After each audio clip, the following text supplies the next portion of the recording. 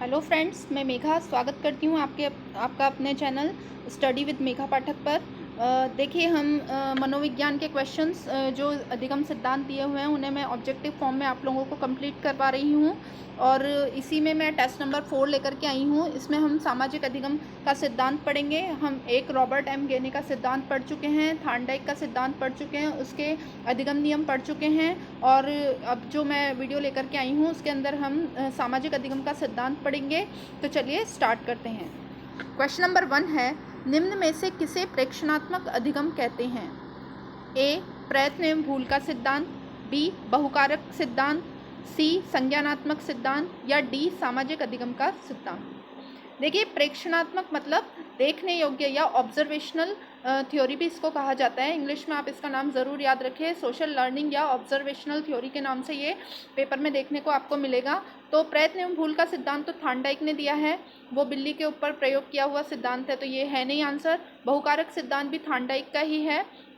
सी, संज्ञानात्मक सिद्धांत जीन पियाजे ने दिया था, इसलिए ये तीनों तो आंसर है नहीं। सामाजिक अधिगम का सिद्धांत बांडुरा का दिया हुआ सिद्धांत है और इसके अंदर क्या होता है कि ऑब्जर्वेशनल लर्निंग, यानी कि देखकर, किसी चीज़ को देख कर के जो बच्चे जिस तरह से सीखते हैं उसे सामाजिक अधिगम कहते हैं। तो इसमें यही पूछा गया है कि किसे प्रेक्षणात्मक अधिगम कहते हैं। देखिए, इसके सब्स्टिट्यूट नेम्स भी हैं कई, वो दिए गए हैं, तो उन्हीं में से एक नाम है प्रेक्षणात्मक अधिगम, तो वो सामाजिक अधिगम का नाम है। तो इसका जो आंसर है वो है डी, सामाजिक अधिगम का सिद्धांत। क्वेश्चन नंबर 2 है, प्रतिरूपण सिद्धांत या मॉडलिंग थ्योरी किसे कहा जाता है? देखिए, ये भी सामाजिक अधिगम सिद्धांत का एक नाम है, आप इनको ध्यान में रखिए। इस तरीके के क्वेश्चंस आपको उसमें देखने को मिलेंगे, वो पेपर में देखने के लिए मिलेंगे, क्योंकि वो डायरेक्टली ये नहीं पूछेगा आपसे कि सामाजिक अधिगम का सिद्धांत क्या है, वो इसके जो अदर नेम्स हैं उनको भी डाल सकता है।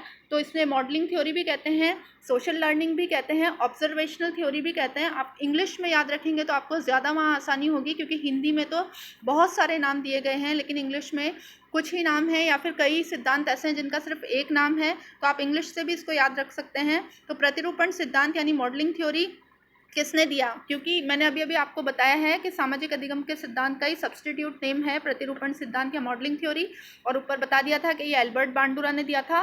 तो इसका जो आंसर हो जाएगा वो हो जाएगा B, Albert Bandura. Question number 3 है, संज्ञानात्मक आंदोलन का प्रवर्तक किसे कहा गया है? ए, जीन पियाजे, बी, जेरोन ब्रूनर, सी, एल्बर्ट बांडुरा या डी, गार्डनर। देखिए, संज्ञानात्मक आते ही माइंड में हमारे क्या आता है? जीन पियाजे आता है, लेकिन इसका आंसर संज्ञानात्मक आंदोलन का प्रवर्तक पूछ रहा है, वो एल्बर्ट बांडुरा है। आंसर आप याद रखिए, जीन पियाजे में कंफ्यूज नहीं होना है हमको। इसका जो आंसर होगा वो सी होगा, एल्बर्ट बांडुरा। क्वेश्चन नंबर 4 है, social foundations of thoughts and actions किसकी पुस्तक है? आंसर ए, एल्बर्ट बांडुरा की, बी, जी थॉमस की, सी, विलियम जेम्स की या डी, बर्नर एवं बर्ट की। इसका जो आंसर हो जाएगा वो हो जाएगा ए, एल्बर्ट बांडुरा की। Social foundations of thoughts and action Albert बांडुरा की पुस्तक है। हमारा next question, question number 5, Albert बांडुरा के प्रयोग का नाम बताइए। ए, उद्दीपन अनुक्रिया, बी, सामाजिक अधिगम, सी, गेस्टाल्टवाद या डी, हिटमी प्रयोग। देखिए, उद्दीपन अनुक्रिया सिद्धांत तो जो दिया था वो दिया था थार्नडाइक ने।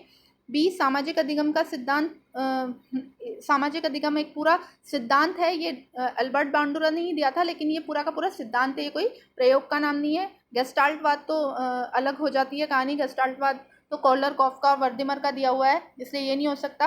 और डी, हिटमी प्रयोग, जो एल्बर्ट बांडुरा है उसने हिटमी प्रयोग या डॉल स्टडीज़ भी इसको कहते हैं, वो उस प्रयोग के नाम से ही अपने सिद्धांत में प्रयोग किया था। तो इसका जो आंसर हो जाएगा डी, हिटमी प्रयोग। क्वेश्चन नंबर 6 है, एल्बर्ट बांडुरा ने कितने बच्चों पर प्रयोग किए? मतलब उसने जब प्रयोग किया था, ऑब्जर्वेशनल थ्योरी जब उसने की थी या सामाजिक अधिगम के लिए जो हिटमी प्रयोग किया था, वो कितने बच्चों पर किया था? ए, 20, बी, 28, सी, 30 या डी, 25। इसका आंसर है बी, 28। एल्बर्ट बांडुरा ने 28 बच्चों पर अपना प्रयोग किया था। क्वेश्चन नंबर 7 है, हम दूसरों के व्यवहार के निरीक्षण से सीखते हैं, यह कथन किसका है? ए, जीन पियाजे, बी, सिगमंड फ्रायड, सी, जेरोन ब्रूनर या डी, एल्बर्ट बांडुरा।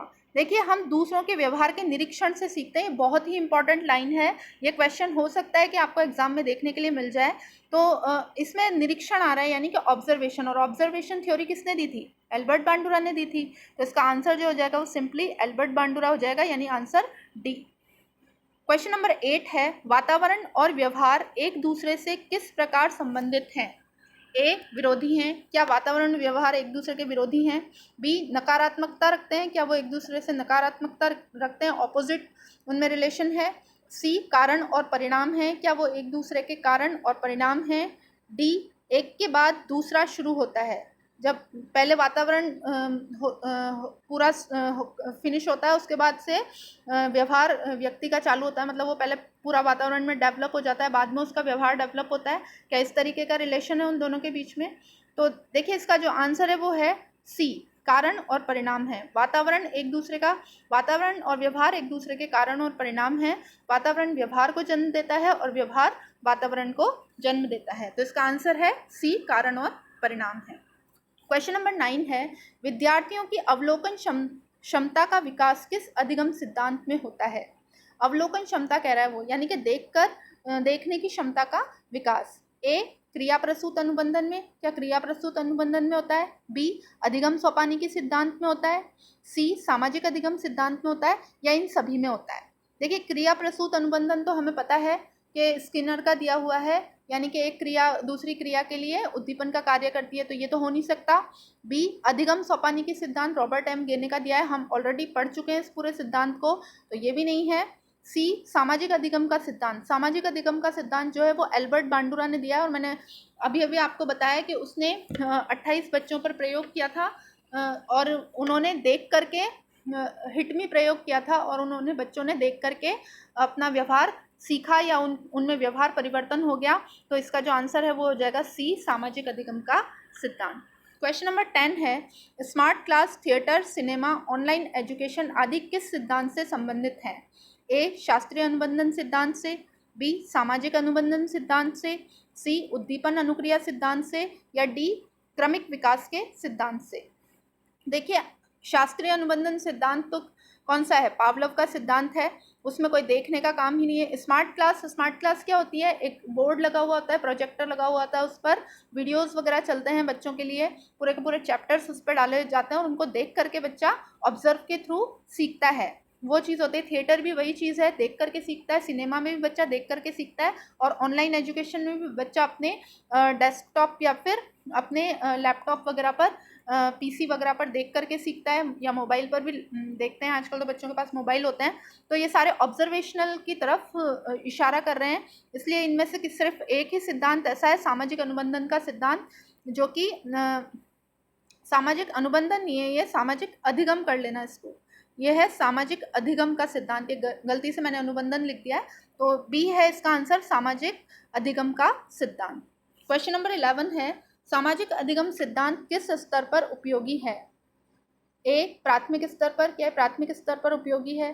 बी, माध्यमिक स्तर पर उपयोगी है। सी, उच्च माध्यमिक स्तर पर है, या इनमें से सभी के लिए है? देखिए, देखकर सीखना, सामाजिक अधिगम का मतलब होता है देख करके सीखना किसी भी चीज़ को। तो ये प्राथमिक स्तर पर भी बच्चों को यूज़फुल रहेगा, माध्यमिक पर भी रहेगा, और उच्च स्तर पर भी यूज़फुल रहेगा। उच्च स्तर पर प्रयोगशाला में जब टीचर प्रयोग करते हैं तो बच्चे बाकी उसको देख करके ही सीख रहे होते हैं।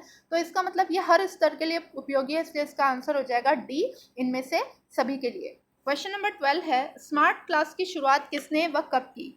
देखिए, ये इस सिद्धांत से रिलेटेड क्वेश्चन तो नहीं है, क्योंकि स्मार्ट क्लास जो है वो ऑब्जर्वेशनल थ्योरी के ऊपर बेस्ड है, इसलिए मैंने इस क्वेश्चन को भी इसमें डाल दिया है। ए, डेविड मार्टिन ने 1987 में। बी, विलियम जेम्स ने 1985 में। सी, पावलोव ने 1990 में, या डी, कोहलर ने 1904 में? आंसर बताइए इसका आंसर मैं बता देती हूँ। इसका आंसर है ए, डेविड मार्टिन 1987। हमारा नेक्स्ट क्वेश्चन है क्वेश्चन नंबर 13, एक विज्ञान का शिक्षक विद्यार्थियों के समूह के सामने केंचुए का विच्छेदन कर रहा है और विद्यार्थी उसे देखकर सीख रहे हैं, तो बताइए यहाँ कौन सा अधिगम सिद्धांत लग रहा है। देखिए बहुत ही प्रैक्टिकल क्वेश्चन है, इसी तरीके के क्वेश्चन आते हैं और ये क्वेश्चन आया हुआ क्वेश्चन है, इसीलिए मैंने इंक्लूड किया है कि डायरेक्टली वो आपसे थ्योरी नहीं पूछेगा, वो एक एग्जाम्पल देगा। अप्लाइड क्वेश्चन आजकल आते हैं तो इस तरीके की फॉर्म में हमको ये समझना पड़ेगा कि हमसे किस सिद्धांत के बारे में पूछा जा रहा है। तो देखिए इसमें केचुए के विच्छेदन को देख करके बच्चे सीख रहे हैं, देख करके मतलब ऑब्जर्व करके, तो डेफिनेटली इसमें जो आंसर हो जाएगा वो हो जाएगा संज्ञानात्मक अधिगम। देखिए इसमें जो आंसर है वो सामाजिक अधिगम हो जाएगा, ये संज्ञानात्मक भी मैंने इसमें गलत लिख दिया है। ए जो ऑप्शन है वो हो जाएगा इसका सामाजिक अधिगम, संज्ञानात्मक अधिगम की जगह इसको आप सामाजिक अधिगम कर लीजिएगा, सामाजिक अधिगम सिद्धांत।